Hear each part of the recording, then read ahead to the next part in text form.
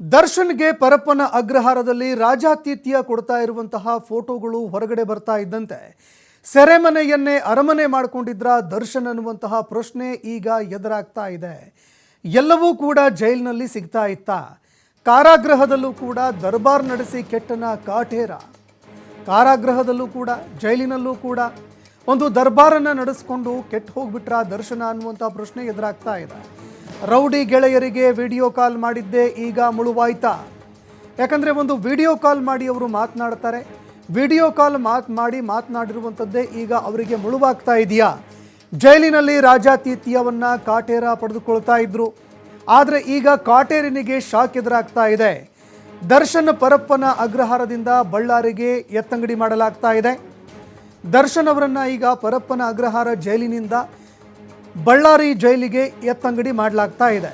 ಆರೋಪಿಗಳನ್ನು ಸ್ಥಳಾಂತರ ಮಾಡೋದಕ್ಕೆ 24ನೇ ACMM ಕೋರ್ಟ್ ಆದೇಶವನ್ನು ಕೂಡ ಮಾಡಿದೆ.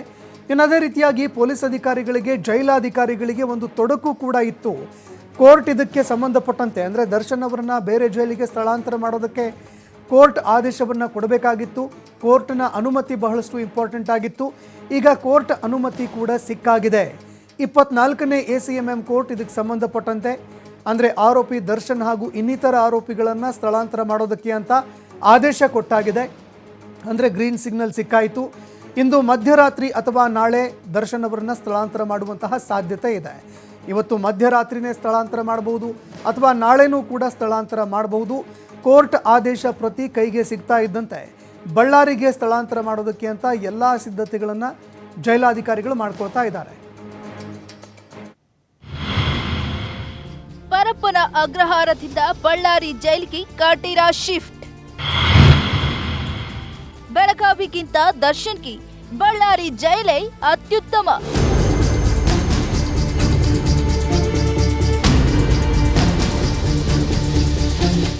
ಪರಪ್ಪನ ಅಗ್ರಹಾರ ಸೆಂಟ್ರಲ್ ಜೈಲಿನಲ್ಲಿ ದರ್ಶನ್ ವೈಭೋಗದ ವಿಡಿಯೋ ಸರ್ಕಾರಕ್ಕೆ ದೊಡ್ಡ ತಲೆನೋವಾಗಿದೆ. ಫೋಟೋಗಳ ಮೇಲೆ ಫೋಟೋಗಳು ರಿಲೀಸ್ ಆಗ್ತವೆ, ವಿಡಿಯೋ ಕಾಲ್ಗಳು ಕೂಡ ವೈರಲ್ ಆಗ್ತವೆ. ಸರ್ಕಾರದ ಜೈಲುಗಳನ್ನ ರೌಡಿಗಳು ನಡೆಸ್ತಿರೋ ವಿಚಾರ ಸರ್ಕಾರಕ್ಕೆ ಕಪ್ಪು ಚುಕ್ಕಿಯಾಗಿದೆ. ಹಾಗಾಗಿ ಮ್ಯಾಟರ್ ಚಿಕ್ಕದಾದ್ರೂ ಡ್ಯಾಮೇಜ್ ದೊಡ್ಡದಾಗಿರೋದ್ರಿಂದ ದರ್ಶನ್ ಆಟಾಟೋಪಕ್ಕೆ ಫುಲ್ ಸ್ಟಾಪ್ ಇಡಲು ಸರ್ಕಾರ ನಿರ್ಧರಿಸಿದೆ. ಎಸ್, ಪರಪ್ಪನ ಅಗ್ರಹಾರ ಜೈಲಿನಲ್ಲಿ ರಾಜ್ಯಾರೋಷವಾಗಿ ಕೊಲೆ ಆರೋಪಿ ದರ್ಶನನ್ನ ಬಳ್ಳಾರಿ ಜೈಲಿಗೆ ಶಿಫ್ಟ್ ಮಾಡಲಾಗಿದೆ. ದಕ್ಷಿಣ ಕೇಸ್ನಲ್ಲಿ ರಿಪೋರ್ಟ್ ಕೊಟ್ಟ ಮೇಲೆ ಎಂಕ್ವೈರಿ ಮಾಡಕ್ ಹೇಳಿದೀವಿ. ಈಗಾಗಲೇ ಸೀನಿಯರ್ ಯಾರವರು ಸೂಪರಿಂಟೆಂಡೆಂಟ್ಗಳನ್ನ ಮಾಡಿದ್ದೀವಿ. 9 ಜನ ಸಸ್ಪೆಂಡ್ ಮಾಡಿದ್ದೀವಿ. ಇನ್ನೂ ಯಾರನ್ನಾರು ಮಾಡಬೇಕಾದ್ರೆ ಮಾಡ್ತೀವಿ. ಮತ್ತೆ ರಿಪೋರ್ಟ್ ಆಧಾರದ ಮೇಲೆ ಅವರನ್ನು ಬೇರೆ ಜೈಲ್ಗಳಿಗೆ ಕಳಿಸಬೇಕು ಅಂದ್ರೆ ಕಳಿಸ್ತೀವಿ. ಅದೇ ಎಲ್ಲಿ ಮಾಡಬೇಕು ಅಂತ ಅವರು ಪೊಲೀಸ್ನವ್ರು ತೀರ್ಮಾನ ಮಾಡ್ತಾರೆ. ಪರಪ್ಪನ ಅಗ್ರಹಾರದಿಂದ ದಿಕ್ಕಾಪಾಲಾದ ಡಿ ಗ್ಯಾಂಗ್. ಪರಪ್ಪನ ಅಗ್ರಹಾರ ಜೈಲಿನಲ್ಲಿ ರಾಜ್ಯಾತೀತ ಪಡೆದಿರುವ ಕಾಟೇರ ಈಗ ಬಿಗ್ ಶಾಕ್ನಲ್ಲಿದ್ದಾರೆ.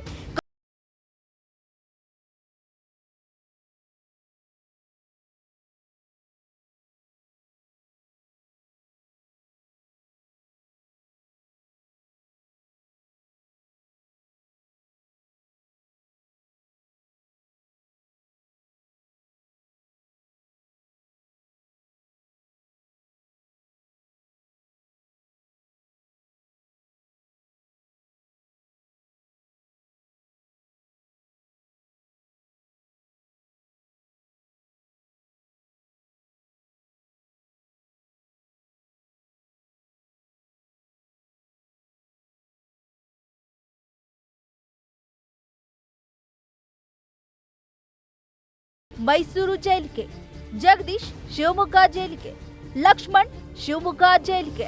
ಇನ್ನು ಈ ಪ್ರಕರಣದ ಮೊದಲನೇ ಆರೋಪಿ ಪವಿತ್ರ ಗೌಡ, ಅನುಕುಮಾರ್ ಹಾಗೂ ದೀಪಕ್ ಪರಪ್ಪನ ಅಗ್ರಹಾರ ಜೈಲಿನಲ್ಲೇ ಇರಲಿದ್ದಾರೆ. ಒಟ್ಟು 68 ಎಕರೆ ವಿಸ್ತೀರ್ಣ ಒಳಾಂಗಣ, 16 ಎಕರೆ ವ್ಯಾಪ್ತಿಯ ಜೈಲು. ಸದ್ಯ 350 ಕೈದಿಗಳು ಬಳ್ಳಾರಿ ಕೇಂದ್ರ ಕಾರಾಗೃಹದಲ್ಲಿದ್ದಾರೆ. ಆ ಪೈಕಿ 200 ಜನ ಶಿಕ್ಷೆಯಾದ ಕೈದಿಗಳು, ಉಳಿದವರು ವಿಚಾರಣಾಧೀನ ಆರೋಪಿಗಳು. ಒಟ್ಟಾರೆ 10 ಬ್ಯಾರಕ್ಗಳು ಇದ್ದು ಒಂದರ ನವೀಕರಣ ನಡೆಯುತ್ತಿದೆ.